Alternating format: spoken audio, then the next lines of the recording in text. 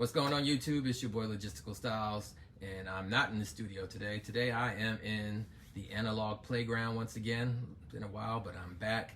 Gonna sit here and talk about what's been going on. I had a whole lot going on this summer, and it's been a while since I really posted, some YouTube content. So I figured this would be a great time to just sit down and talk and have a conversation, and just fill y'all in to what's been going on and what the plans are for future for the rest of the year. So with that said and done, let's get into this. All right, YouTube, welcome back. Like I said, I'm here in the analog playground with art appreciation in the house. Definitely also testing out a new app from Rode.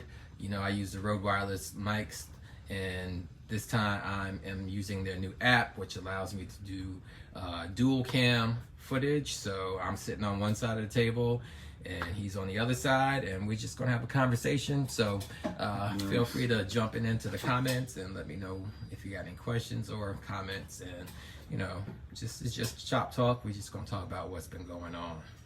So how you been doing, bro? Oh, it's good, my brother. But I see you've been very busy on the scene lately, huh? Super busy, man. It's been a weird summer because it hasn't been a whole lot of volume of gigs, which is kind of good because, day job has been keeping me busy with some stuff. But at the same time, the gigs that have been coming through have been really high quality, high profile gigs. So if you follow me on Instagram or even Facebook, you see that in June we had to early June, I was at the Mercedes-Benz Stadium, got to play out there. And it was a corporate event that I did, a mobile event I did for my partner, Go DJ Atlanta. I subbed that gig out and the client was called The Exchange, and they do the gas cards for like the truckers that do, you have a Com Data card or the Fuel Man card or whatever. Yeah. There's one company that distributes those, and they rented out the Mercedes-Benz Stadium for their employee appreciation event, and it was dope. It was dope. I was DJing. They had me. When I walked into the venue trying to figure out where I am and what's going on, I walked into the loading dock, and then within like 4 minutes I'm on the field. Damn. I'm like really? on the field. They got the Atlanta United soccer football marking going on there. It was an experience. It was like, dang, have I made it? You know what I'm saying? I kind of wanted to be like, hey, let me just run across this real quick so get that experience and be like, yeah, I've done that. But it was super dope. They had the cheerleaders come out and do performances. They had a drum line come out. The Falcons mascot, he was out there wilding out. So that was a really good event. I got to use, my speaker system that I bought last year, the RCFs, and they did really well. Okay, so it was yours that you supplied, because I was just getting ready to ask you, as audio heads, man, what was the sound like? Yeah, I bought my sound system in, and it worked well. The place was so big, I had to actually use some of my wireless adapters that I've done a review on this channel to be able to throw sound to a speaker on the far end of the room, because they had the whole club level. They had the whole stadium because they were getting tours, but they had the party area was the club level, which is like 3 really big rooms. Really? So that was big gig number 1 for me. I had a couple of weddings in between as well, and those did well. But the wireless worked out quite well. It worked out okay. I learned some stuff about it, Because you will lose a little bit of quality. Yeah. At one point, someone said, I think your speaker in the back went out. And so when I walked over there, by the time I walked over there, it was playing again. So what's the range on that? Would you say 200 to 300 feet, maybe? In the review I did on this channel, I did like 125 feet. Okay, 120. But it varies according to your environment. Absolutely. You know what I'm saying? So in the stadium, there was probably a whole lot of wireless interference from security stuff, from broadcast stuff, all the people in that room. It was about 300 people that attended, so everybody's got a cell phone. Correct. And these wireless X-Vibes, that's what they're called, they work off of a 2.4 gigahertz frequency, which is like phones stuff like it's a very crowded frequency. Gotcha. Okay. But it was cool. It worked out fine. Everybody had a great time. I got a great review from the client on that. And then the next big gig was in the middle of June. I went to Curacao. Oh, nice. That was my second international gig. The first gig was when I went to Cabo back in 21. And this was with the same company, Just Live, Kingdom Travel. They book these travel packages, and they want to make sure that the people that they book have some entertainment other than what the hotel provides. And so they book comedians and DJs. Curacao didn't have a comedian, but it was just me DJing. Okay. And that was easy. I DJ'd the welcome reception the day I got there. There was a after party after dinner, but I was kind of sharing with a musician. They had a local saxophone player. Oh, cool. And then the next day I did a pool party. So from a listener's perspective, did they let you rock what you wanted to rock, or did you have to kind of rock? Was so the pool party was dope. That was rock what you want, but do it in the island or reggae Caribbean flavor. So I was like, I've been dying to do that. Theme type. Yeah. I was like, I can go, Caribbean, Afrobeat, reggae. I can do that. This was just like a 3-hour pool party. So I had plenty of time to let loose with that. But I had an interesting experience with the dinner party. Okay. So it was funny because the musician that they had, he was a saxophone player. Okay. And he's playing over the actual music tracks. Yeah. And he was killing my playlist that I was supposed to follow him up with. Because the group was a little bit more of a mature group. It was like, my age and, a few people younger, a little bit older. But, my Sage playlist. Yeah. Talk about Sage in there too. Sage, that playlist I would play over there, would have hit perfectly well. And it did hit well because the saxophone player was playing every damn song. Like, I was like, okay, I gotta change that. And I was working on that, but then they had a photographer they hired.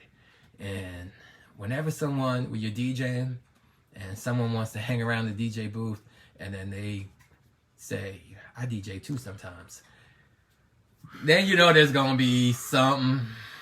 So this guy, he was like, I could tell he was a new DJ. One, he was surprised. I had my little controller with me. I had my Pioneer Rev 1. And he was like, oh yeah, I just DJ off my iPad. Just playing music off the iPad. And I was like, okay. No knock to that because I know some people who, make money DJing with just a laptop or iPad. Okay. But at the after party, he was like, yeah, you got a quick mix. Just 30 seconds in and 30 seconds out to the next song. And he kept pushing that. And I've heard other DJs talk about that on their channels. 30 seconds? Yeah, they talk about quick mixing. Some people don't always say seconds. They may say first hook and then the first verse and then get out. Right.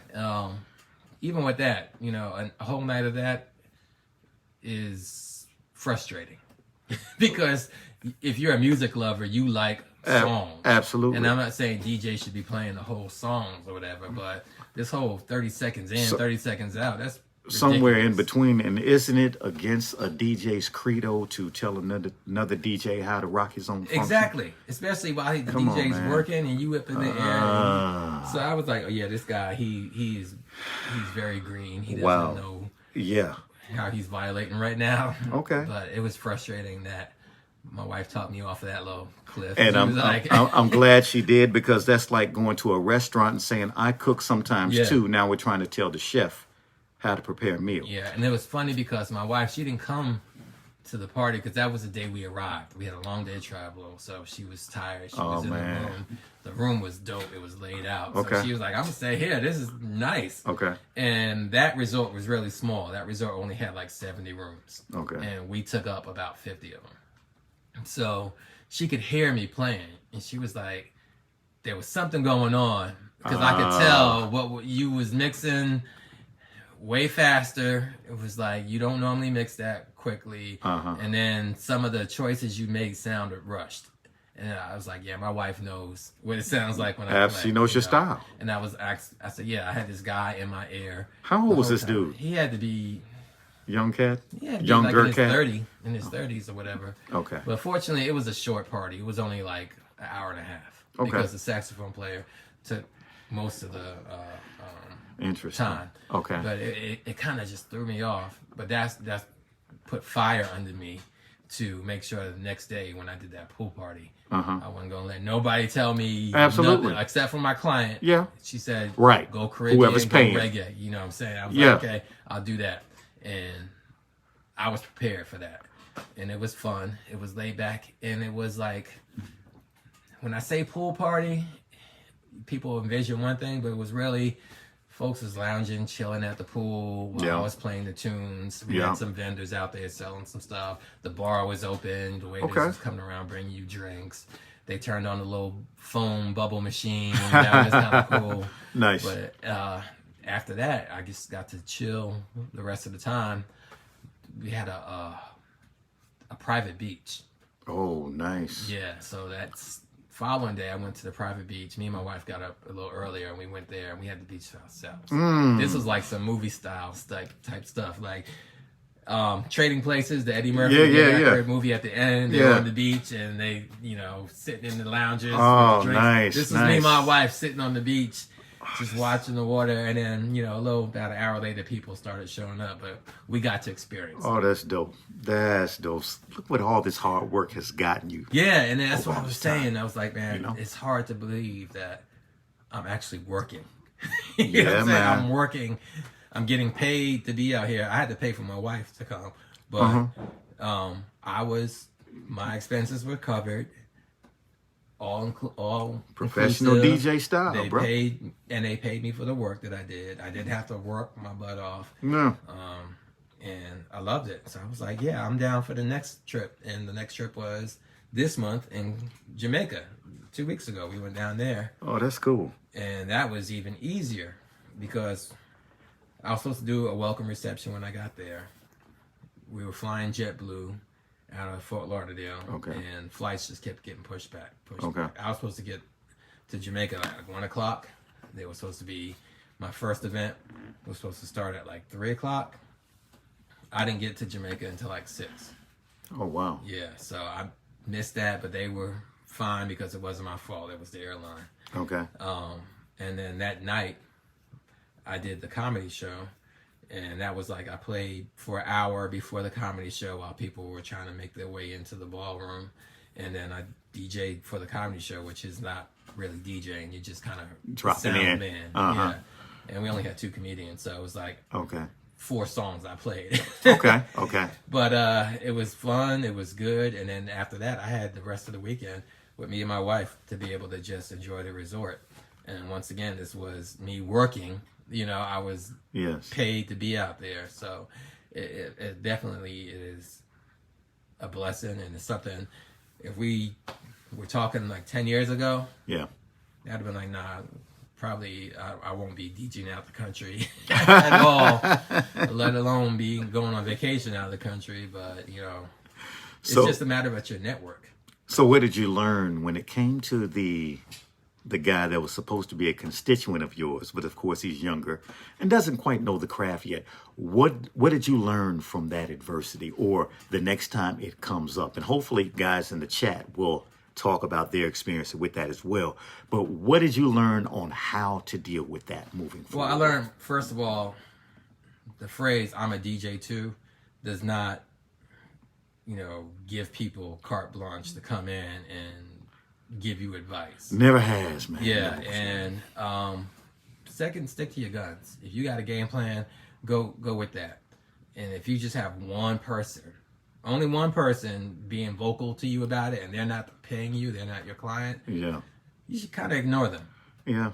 You got other people dancing, you got them enjoying, you know what I'm saying? And this one person has a whole other idea what the party should be like. Okay. And I've talked about it before in working in clubs or whatever, or restaurants and bars. Sometimes you get the request. And I always try to accommodate a request when they fit in. But when it's somebody that just wants to hit you back to back to back, they just telling you what to play. And it's like... Did he actually do this too? Oh, yeah. He was like, play this, play that, play that. And it was like, no, now you're trying to get me to be your jukebox. And now I kind of feel like maybe you're jealous because you didn't get the gig. He was a photographer, so he was working and getting paid. But I think he wanted to be the DJ. And it was like, that's not your role today. Yeah. You know, maybe in other places that was your role. But today I'm the DJ. And I'm going to control the music. If you got a request, that's fine. You know, if you're a DJ, you should pick something that fits in. Yeah. But hopefully he'll learn from it as well. Yeah. You know, but that's, yeah, man. It's just odd how with all the technology now, I don't see how really anybody can come to you and ask you to play anything when it's at the fingertips of your phone. Yeah, if you really want to hear it, you can just... And you're not going to hear the full length of the song. Just like everything now is what, on average, what do you say? Maybe 2 minutes for a song? A minute and a half to 2 minutes? Songs are coming out. Like, the full song that's getting released, there's new music. Oh, yeah. It's like 2 minutes and some change. Yeah. Well, if you'll notice, history is repeating itself. So if we go back to the 50s and the 60s, they were short. Yeah. They were very short. Yeah. And when FM radio came in, that's when we started getting the nice extended play action and really stretching songs out. Yeah. So it was definitely a good experience. Both trips were good. I enjoyed them. Gotcha. Kind of spoiled me because when I came back, I'm like, where else can we go? Even if I'm not DJing, or where else can we go? I like going to the beach. You know what I'm saying? Yeah.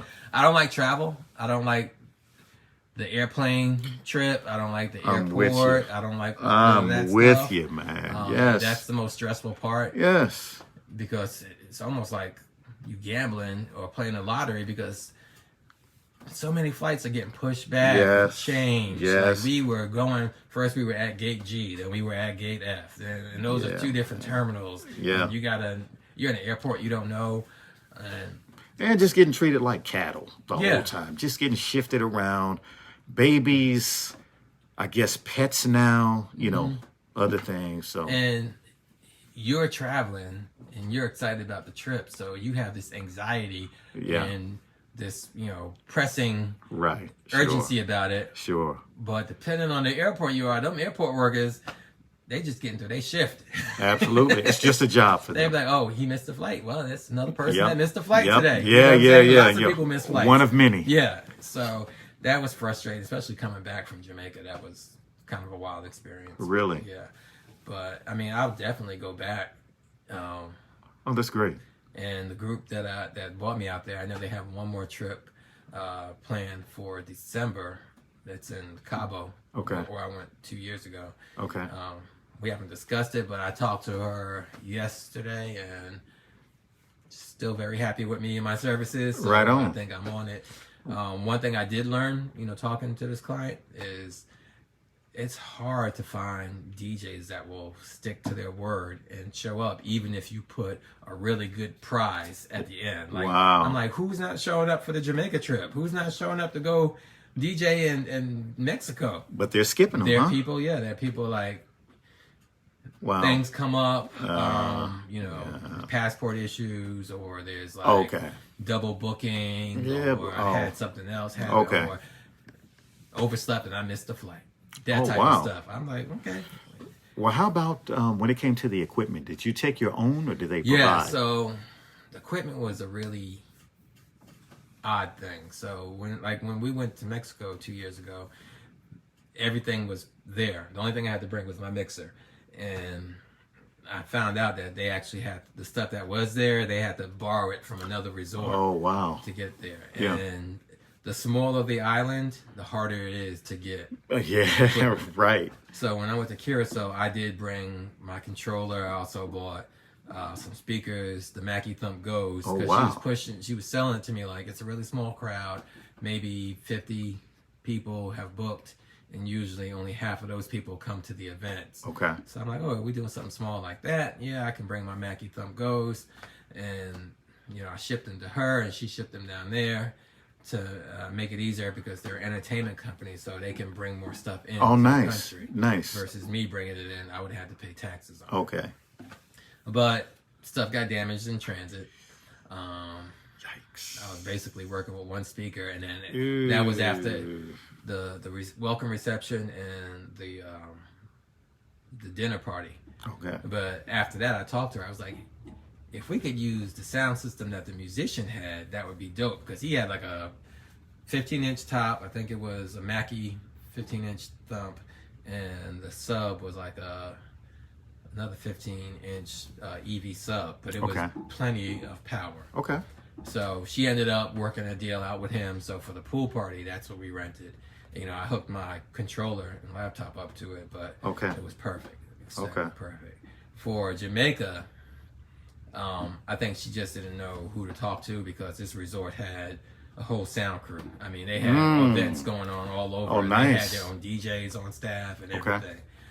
At the pool, there was always a DJ or somebody playing music. And then they hooked up a really nice sound system for me for the comedy show. So sweet. We were sound. I got to play loud. Oh, did you? Yeah. You got to if rock I get a little to play bit? Loud, I'm happy, and I got to play loud. Any cutting and scratching or just very... little bit. I was trying to do it because I was using my controller, and I don't really do a lot of cutting and scratching with the controller. All right. But I did, I was Every like, now I'm and in then. here, the room's kind of small, let me just... I got to just a get little used bit. to it. I got to break myself into it. So that was a lot of fun. And then this weekend, we just had DJ's Day Out. So DJ's Day Out, I got more content coming out on that, but this was looking forward to that. Great event. Yeah. I put on my first battle at DJ's Day Out. We did a portable scratch battle, and the interest in portable turntables was mind-blowing for me. I was like, wow, everybody wanted to touch it. Everybody. JC got on there and cut. He got loose, huh? Younger DJs that never really even... There's a lot of people that said they never even saw a portable turntable before. They were like, this is so unusual to me. I've never seen this. And I'm like, never, ever? It's like, I had these last year and the year before. Right. But they hadn't been there, I guess. We had a lot of new faces, a lot of first-timers. Wonderful. A lot of people that said maybe they skipped a couple of years because of other commitments. Yeah. But I was told that this was better than any other year. We had Chub Rock. He came out there and he performed. He did a little interactive panel with the crowd. It was dope. And the way it's grown so much now is like we're basically facilitating the talent and the run of the show, but the city handled the venue. The city handled the Jumbotron. We had they did. Boss. Yeah. They hooked us up with the sound. That sound system was out there again like it was last year, and it was... Well, it's been a wonderful build, man. It's been a wonderful... Because you had Melstar last year. Right. You had Cash Money the year before that. So it's been a nice build, man. Yeah. That's great to see. So now I'm really hoping, especially with the way the portable battle went down, that we can get the eyes of some sponsors, because the portable tent, I had every portable turntable out there. Now, it wasn't mine that I bought out, but people bought their own. DJ Razor bought out his Omni turntable. J Soul bought out his Reloop turntable. There was another DJ who bought out the original portable turntable from Newmark. I had my modified Newmark turntable. Oh, wow. Okay. We received custom faders from a guy named CJ Scratch. He's a portable turntablist that makes his own parts. Oh, wow. And he makes a custom fader, and he donated a couple of those that we gave away for prizes. Oh, that's solid. We gave away a portable turntable for the grand prize. Okay. And it came down to Frankie D and DJ Razor, and these are my titans of scratching when it comes to Atlanta or just in period. If I had to go with someone that could, give them a run for their money, we'd be talking about Clever, or DJ Lord, or JC even. But, these guys scratch. They live, eat, breathe scratching, and nice. It was beautiful. It was great, and it wasn't. I've been in enough battles to be like, dang, I don't feel like the judging was on point, But everybody kind of agreed with the judging. Okay. And they also agreed it was a very hard decision. Oh, that's great competition. Yeah, that's great competition, man. And oh, that's good. I got footage of it. I posted it. I think yesterday on this YouTube channel. So okay, so you did post some of it. That's great. I posted the final round. Okay. Between the two of them, and it was close. And the way we did it, it was their idea. At first, I initially was like, we're just going to do first round is 1 minute each. Everybody scratch to a beat for 1 minute. And then the final round between the final two, y'all get 90 seconds. And we had like 8 DJs in the first round. Okay. Like people that seen the ad for the battle that day was like, hey, what time is it? What, let me know what to do to come on down. Okay. And they joined and they were good. Everybody was good. Everybody was cool. Everybody was cool. Even like one of my partners, Buddy Folks, me and him, we been DJing and working together since we were like in high school. But he's gone off to do other things. He still has some equipment or whatever, but he dropped on and I was like, dang, you been practicing? He was like, man, I just be doing my thing. I'm like, that's what's up. Nice. That's what I love about scratching. Absolutely. Scratching is, you don't have to scratch to be a DJ, but I believe that scratching is like being a jazz musician. It is. And that portable turntable becomes an instrument. That is your instrument, and how you interpret those tones is everything. Yeah, and your style comes across. Okay. Because you could listen to the battle and you could tell if you were just listening, not watching, you could tell, okay, that's one DJ, that's the other DJ. And when we got down to that final round, where I thought I was going to make them do 90 minutes each, 90 seconds each, they said, no, we just want to go 90 seconds, but we want to go 8 bars, 8 bars, 8 bars. Solid, and it was back and forth like a ping pong round. Okay. And you could hear the change in the style and technique. Oh, wow. Love it. Yeah, and that good. One will be posted, correct? Yeah, it's posted now. It's on this channel. It's under the Portablism playlist. Oh, man. Yeah. It was great. I got so much good feedback on that. People were like, yo, this should have been on the main stage as well. Absolutely. We were on the 10th. Absolutely, bro. And salute to you and the rest of the crew for really trying to keep scratching. Well, hopefully keeping scratching alive for many, many years to come. Oh, yeah. I know somebody that went out and bought a turntable the very next day. He hit me up. He's like, yo, I got the portable. I'm ready. Let me know when y'all have the next session because I want to be there. That's great. Any way that we can keep the true elements of hip-hop alive. Right. Those are the things that I really wish that your commercial stations would really push. If this is the home of hip-hop, not rap, but if this is the home of hip-hop, let's get some scratching on there other than the 12 o'clock mix. Right, yeah. Or other than late, I guess, Friday night or Saturday night or something like that. Let's respect the art form. Yeah. For what it is. And also being that this is the 50-year anniversary of hip-hop, let's give a love to the DJs, everybody that knows these other things other than just getting on the mic and spitting bars, Yeah, definitely, because the culture is there. There's people that appreciate it when it's done right. I think a lot of people have gotten tired of hearing it wrong. You hear bad scratching and bad mixing, and you like, oh, DJing ain't all that. Anybody can DJ, this, that, and the other. But when you come out and you hear DJs doing their thing, putting their art down, you go, oh, okay, you have to practice a little bit more because this guy, he's good. And that's what I saw so much of that. Even on Facebook after that, people were like, man, I realized I got to get my skills up a little bit. How do I get as good as like a JC or the guys who were scratching their hands was moving so fast? And I'm like, okay, we got your interest. You know, that's the culture. People are interested in learning it and want to, try and get good at it. Yes. And I think we're going to do a lot more portable scratch sessions because the portable turntables are unique, but they're also very convenient. I can go scratch anywhere. I can go on the beach. I could have took one with me to Jamaica and just been on the beach cutting it up. But I had so many gadgets with me. My suitcase is full. Between all my DJ equipment for the gigs, my drone I had with me. I got some great drone footage. Oh, man, wow. That was really? Yeah. Surprised they would allow you. I had to fill the form with the resort.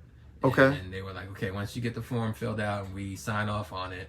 And it was just like, what drone are you flying? How long are you going to be here? And then they tell you, okay, you can only fly from the beach. Okay. And I'm like, well, that's perfect. Okay. Because I can get the whole resort. I can get people on the beach. I get that water. Okay. And, just gave me a window. Like, you had to stop by 4 o'clock. Oh, wow. Because they do a lot of weddings. Every day there was a wedding. Gotcha. Always a wedding going on. Okay. So. Well, they had geofences up anyway, correct? It wasn't prohibiting or restricting certain areas? No, like when I launched my drone, it told me that I was near the airport, but I had a limited ceiling as far as how high I could go, which is like 196 feet. Oh, okay, which is more than enough. I don't think I even went over 75 feet because I was a little nervous. I'm like, damn, I'm right here by the ocean in another country. If I lose my drone, I'm just stuck. Lose hell, they come after you, bro. Right? Is this your drone? So I played it safe, got some great footage. Oh, that's good. And it put the bug in me because when I came back, I'm looking at tickets for other places, and some places are really cheap to go to. You go to Puerto Rico, depending on the day that you book your flight and the day you want to go, you can get a round trip for $98. Oh, wow. So I was actually looking, and I might, that might be my fall trip with my family. Just bring my wife and daughter, and we'll go out to Puerto Rico.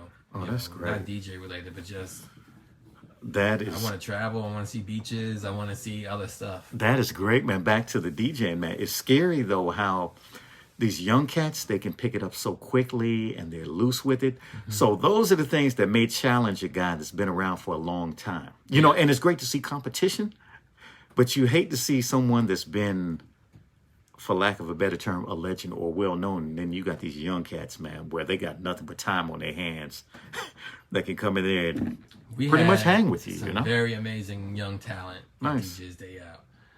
There's a DJ named DJ Popo. And I probably talked about That's the cat from last year, right? From last year. Yes. Yeah, he came out, he did another set. And every time I hear him do a set, it's always better. Yeah. I mean, he has an ear for music.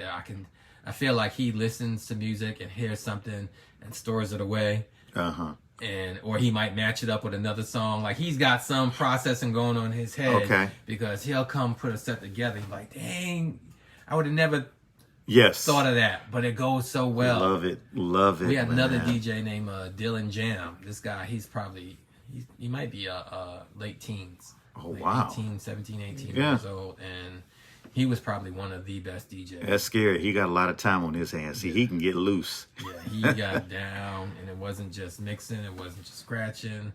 Beat juggling. It was a combination of all of it. Stems, everything, huh? Yeah, so I always love DJ's Day Out because it's just a way to reconnect with people. Absolutely. And you get to see that people are watching you, even if they don't say it all the time. Yeah. But they're watching you and they're rooting for you. Oh, absolutely. And your creativity to see what you have. See what are you still sharpening your skills? It's not just me that they're watching. It's everybody. Like, correct. People are like, yo, I've seen him before. And then when Frankie D came out, I was so hoping he would come out for the scratch battle. Because he's not really well known in the Atlanta DJ scene. If you're not a scratcher. Gotcha. If you were just a club DJ or whatever, you wouldn't know who he was. But he came out and he left with all respect. Got loose, huh? All respect. People, like, we had so many people around the tent watching it. Like when I was judging, not judging, but I was hosting it and doing the countdown and announcing, and I looked up and I was like, damn, it really is all eyes on me right now, and me and these two DJs. And it was just really dope. Oh, man, so, that's great. Like I said, for the future, we got more scratch jam sessions coming up. We're gonna do some more. That's great. We're gonna find some good locations to do them. Gotcha. And Razor's getting loose as always, huh? Yes, Razor. He's a teacher. Even if he's not intentionally doing it, he's teaching you because you're watching and you learning. But then he'll also, ride you about being able to count your bars and being able to have your timing. And if he sees something you can improve on, he will tell you and help you. Oh, that's perfect. That's perfect. A student of the craft. Yeah, I learned that a lot when we did the Art of Turntablism event last November. Because me, him, J Soul was getting together every weekend, working on routines or working on how we're going to put this thing together. And it was a learning experience all the way through. So I definitely want to do more of that. I'm trying to get more bookings. The gigs have actually picked up a little over the past 2 weeks. Really? Now I'm getting a request You know, they're not always a good fit, but I'm getting more requests now for events. People looking for DJs and stuff. I've been doing my photo booth thing as well. I've been building those. I got a couple of videos on this channel. Oh man, those are great. I'm selling them now. People are actually hitting me up. Really? Like, hey, I saw the video. How much is it? Oh man, that's people dynamite. drive from Alabama to my house to pick it up. People drive from Virginia to my house to pick it up. So that's really popping off right now. And I'm happy about that because it's fun. It's something I can build with my hands. And it's something that people need because, you know, photo booths as a DJ, if you're a mobile DJ, you got to be able to provide a photo booth if asked. Okay.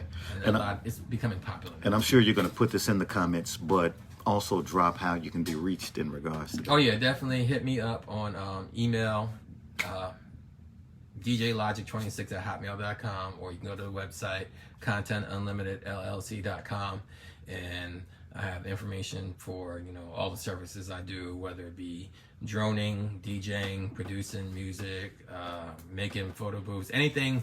I named it Content Unlimited because there's not going to be a limit to the content. Tutorials and reviews. Everything, yes. Yeah. It's all a part of it. And that's where you can catch me. You can contact me for that information. Still working on my shipping logistics of it. I just got to find the right packaging to be able to ship it because it's a big, bulky product. But between that and just day-to-day life of being me, you know, outside of the DJing, I've just been busy, man. That's great. But I'm not complaining. This is a good busy. Sometimes busy is stressful, but this busy is like productive. I see things happening. Things are getting better. Opportunities are getting better. Okay. You know, we did lose something though. We lost Sage. So the bar restaurant that I was DJing at pretty frequently, we lost that. It wasn't anything really in our control. There was a shooting. Security guard got shot up there, and then the landlords were trying to get rid of that tenant, you know, Sage. So they were making it difficult. They blocked off the dance floor. You can't promote dancing. Like, you got this big colorful dance floor. I'm not promoting it. You promoting it. Right. But it just became difficult. Yeah. So we're now probably looking for another residency somewhere. Okay.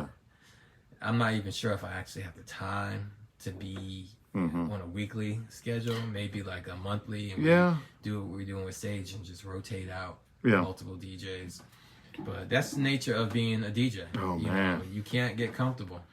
Yeah, and I'm sure time-wise it was cool that you didn't have to run up there on the weekends, but also in another way you kind of miss, you know, the consistency, getting a rhythm. Yeah, you get a rhythm to your craft. It's a little supplemental income. Yeah. And then it was also being able to get in front of a crowd, you know, to practice your craft. Yes. And that's what something I think DJs and comedians have in common.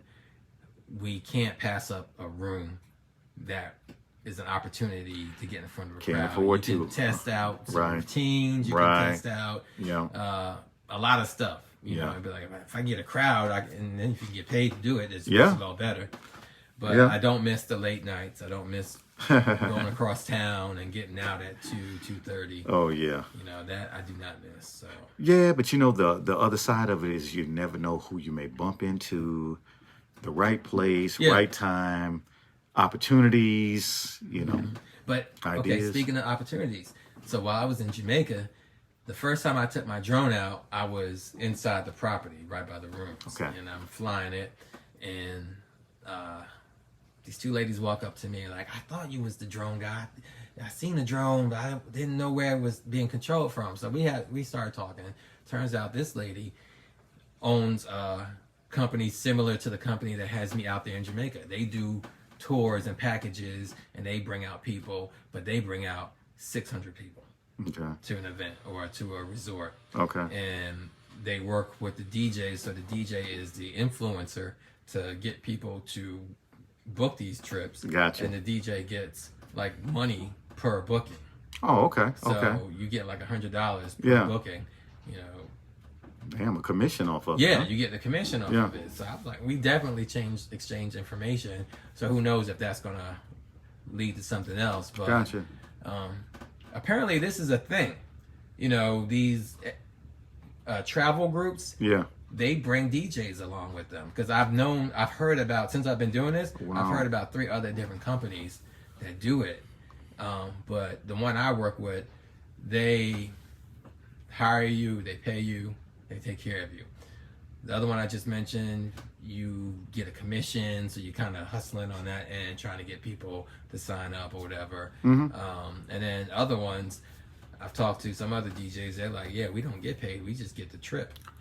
Oh, I'm like, oh, wow. It sounds like a good deal, but it's better to get paid. It's sure. Yeah. You know, and I'm not sure if, you know, if they did end up changing the deal and they were like, look, because I heard that there was some grumblings about, you know, paying for DJs to come out. Yeah. You know, if they gonna do it the way they've been doing it, I might still rock with it just because it's a free vacation. Yeah. At an all-inclusive resort, you know, and the opportunity to make some connections is there. But for my business purposes and, you know, keep my accountant happy, I'm like, pay me something. So when I do my taxes and I'm pulling all these receipts because I got expenses for doing this, you know, traveling, you know, you got to make it make sense.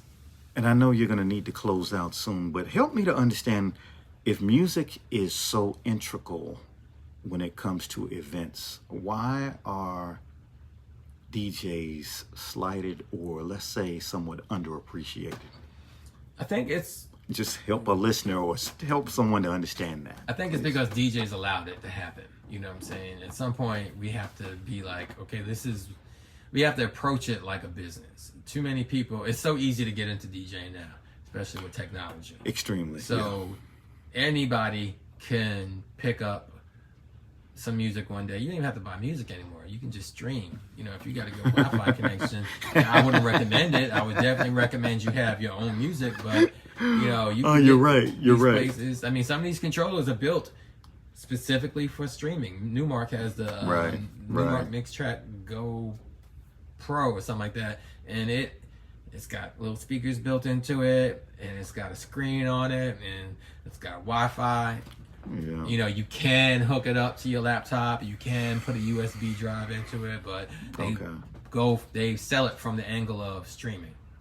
So it's so readily available, and everybody's not a good business person. Everybody's not a good negotiator. I'm not the best negotiators. I think I often underbid sometimes, and when you have people doing it even way worse than what I do, then it waters down the craft. And then you have the promoters, they're like, well, I can get a DJ. Right. I can get somebody in here for $100. If I ask long enough, I'll get me $100 DJ.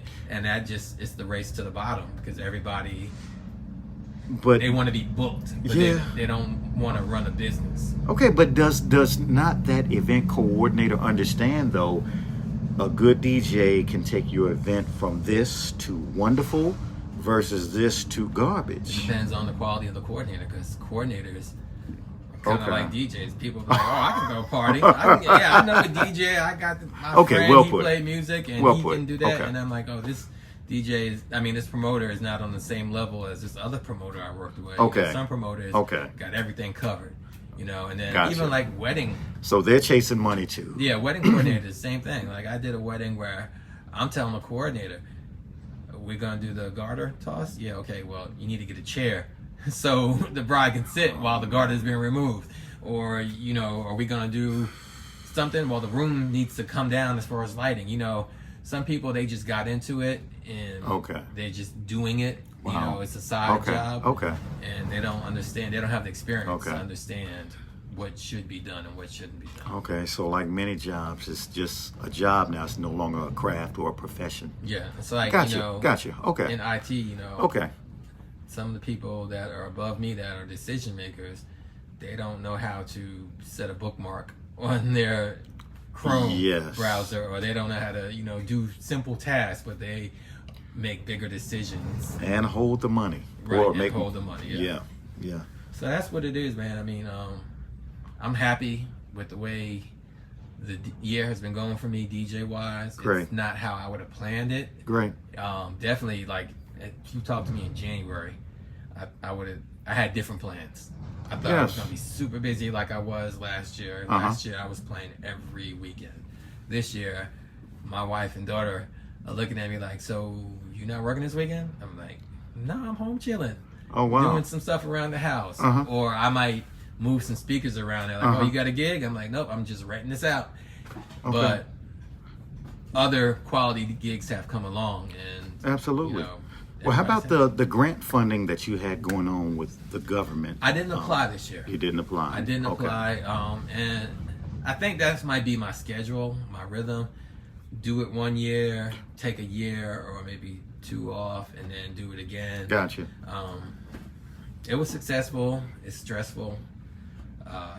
It definitely. As At the end of last year, I did say I wanted to have less commitments. Okay. I was telling myself I need to say no, or I can't do it a lot more frequently, because it was one point where I didn't know when I was coming or going. I had to schedule practice for the event, and then I had to do it gigs, day job stuff going on. Yeah. And I've got other things going on, not DJ related. You know, I work in IT for a firm, but I'm also an independent consultant. So I've picked up a couple of clients, and that's been keeping me busy. So, you know, technology is always going to interest me, music related or not. So if I can find a way to make that my living, then I'm going to do it. Okay. You know, they say it's not, I can't remember how the saying goes, but if you enjoy your job, you'll never work a day of your life. You know what I'm saying? Pick something you enjoy doing, and it won't seem like work. And that's what it's been, you know. Even when it gets frustrating, I'm still learning. Yeah. So, man, it's been a great year. We got to come back and hear some more. Absolutely. And just think, for you to be an IT guy and it's stressful, or sometimes it's difficult for you to understand. Imagine for us, how we don't know. So I really appreciate the post that you did in regards to the pitching time, and I really hope that you break down all of those different, you know, the packets or whatever. I want to get back into more of those tutorials about the equipment. Yes.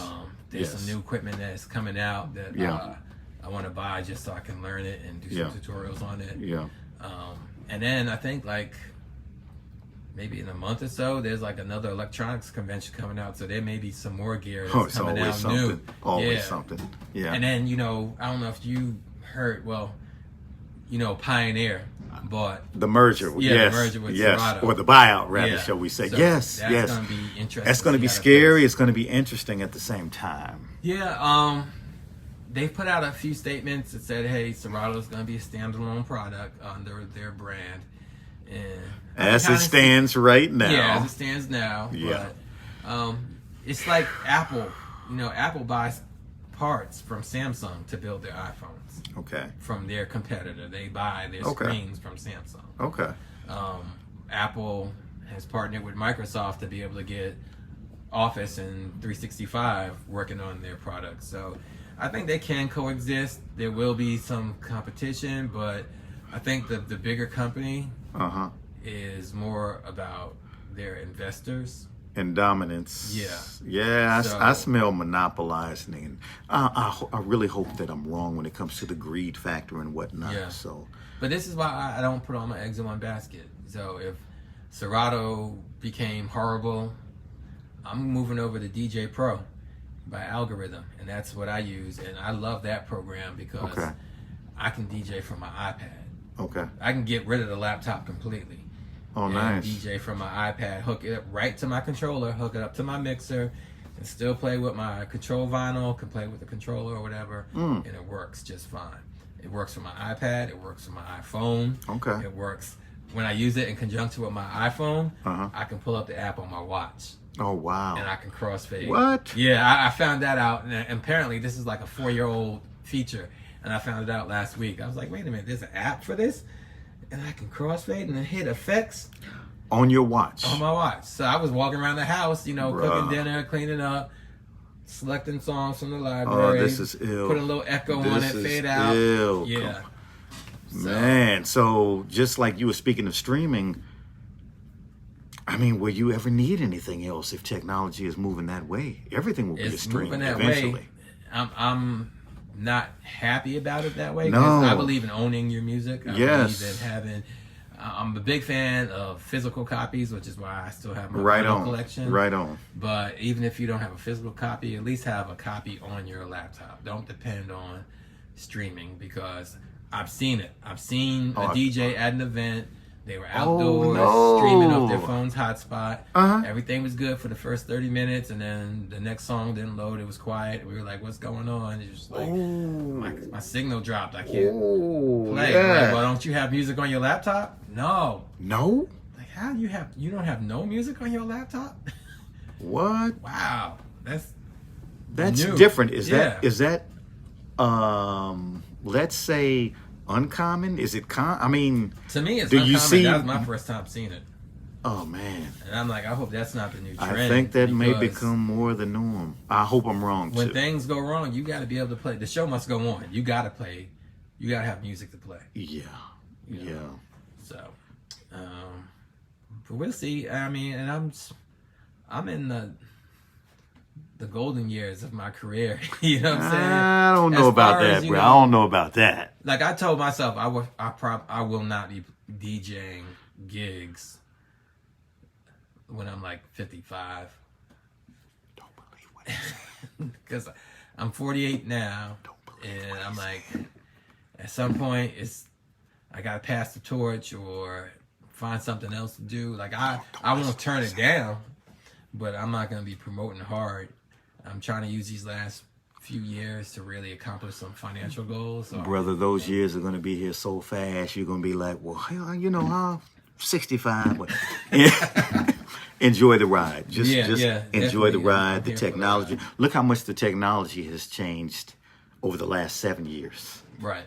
So imagine by the time you get there, man, hell, you may have your whole crate on your phone by then. So it's amazing. Yeah. I mean, we getting very close to that point where I can walk into certain venues with an iPad or my phone, plug it up. Scary.